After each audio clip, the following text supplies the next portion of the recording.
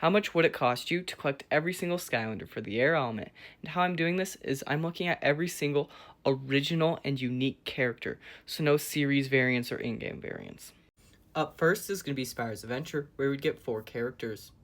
That first one will be Sonic Boom, who goes for about $3. Following her will be Whirlwind for $4. Then we got Lightning Rod for $5. And that last character from this game will be Warnado for $6. Up next is Skylander's Giants, where we'd only get 2 new unique characters for the air element. And that first one will be our brand new core with Jetvac, and he'll go for about $1. Then we got our giant Swarm, and Swarm usually sells for around $8. Up next is going to be Skylander's Swap Force, where we get 4 more characters. Up first is our 2 cores. First one's going to be Popthorn, who's been selling for around $7. And then we got Scratch, and she's going to be pretty expensive, going for about $65. For our swappers, we would get Boomjet, who goes for about $6.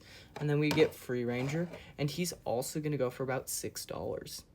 Up next is Skylander's Trap Team, where we get 6 new characters. Up first is our 2 new cores. That first one will be Blades, who goes for about $7. Then we got Fling Kong, and Fling Kong is pretty expensive, going for about $33. After that, we would get our 2 new Trap Masters. First one will be Gusto, and he goes for about $10. And following him will be a pretty forgotten Skylander, Thunderbolt, and he usually sells for around $17. After that, we would get our minis. Minis do technically count as their own character in lore, even though they play exactly the same as other ones, so I'm going to count them. And up first will be Petvac, who goes for about $13. And then we got Breeze, who is pretty expensive if you've seen any of my videos, as she sells for over $300. Up next is going to be Skylander's Superchargers, where we get 2 new characters.